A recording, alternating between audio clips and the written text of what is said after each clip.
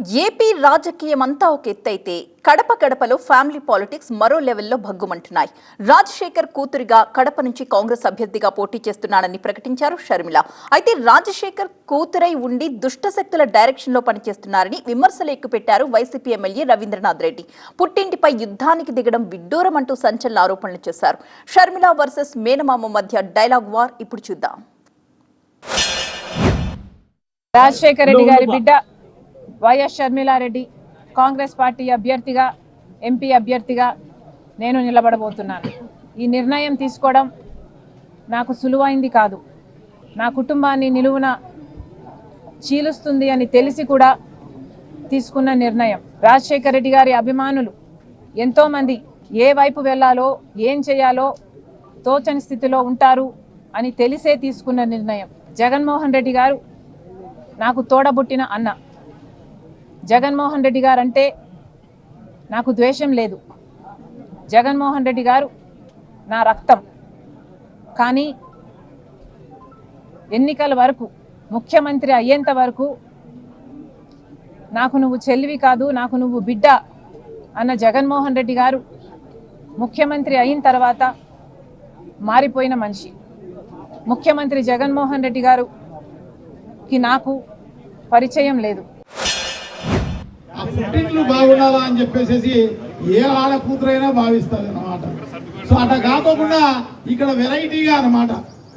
ఇక్కడ ఈ ఆంధ్ర రాష్ట్రంలో మరి ఏమైందో వాళ్ళకు ఏంకతో కానీ నిజంగా వాళ్ళకు మోకాళ్ళలో తెలివి ఉందో లేకుంటే అరికాళ్ళలో తెలివి ఉందో కానీ చంద్రబాబు నాయుడు గారితో జతకట్టే కార్యక్రమం చేసినారు అంటే నిజంగా కూడా వాళ్ళకు ఏం మాట్లాడాలనో వాళ్ళ విఘ్నతకే వదిలేయాల్సిన.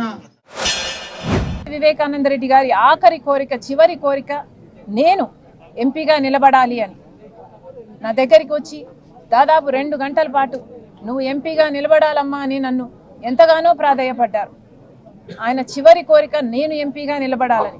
ఈరోజు నేను ఎంపీగా నిలబడడానికి కారణం అటు వైసీపీ పార్టీ జగనన్న గారు అవినాష్ రెడ్డిని ఎంపీగా నిలబెట్టారు కాబట్టి, ఇది అన్యాయం కాబట్టి, ఈ హత్య రాజకీయాలు మేం విరుద్ధం కాబట్టి, ఒక హంతకుడు హత్య చేపించిన వాళ్ళు మళ్ళీ చట్ట సభల్లోకి వెళ్ళకూడదు అన్న నిర్ణయం తీసుకుని ఈరోజు నేను రాజశేఖర రెడ్డి బిడ్డను కడప ఎంపీగా నిలబడడం జరుగుతుంది.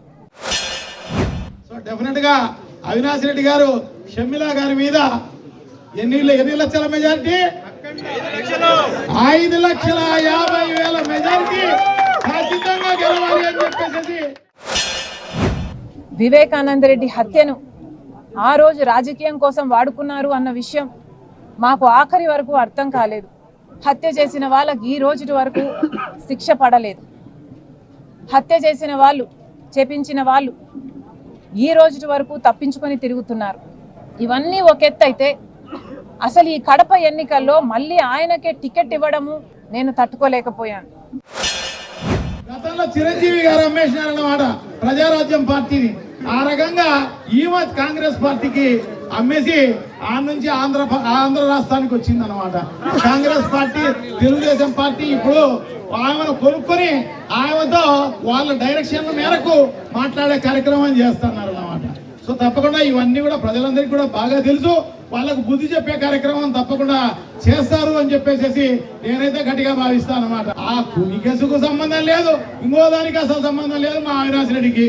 అక్కడ ఏముంది, ఏం జరిగిన తర్వాత వాళ్ళ బావమడిది శివప్రకాష్ రెడ్డి గారు ఫోన్ చేస్తే అక్కడికి పోయిన వ్యక్తి, అక్కడ పోయిన తర్వాత ఆయన గంగిరెడ్డి గారు ఏదో చేస్తుంటే అమాయకంగా నిలబడుకొని చూస్తున్నాడు తప్ప ఇంకో రకమైన కార్యక్రమం కాదు. ఈయన తుడిసింది లేదు, ఏం లేదు. గంగిరెడ్డి గారి పాత్ర అయితే ఖచ్చితంగా ఉంది.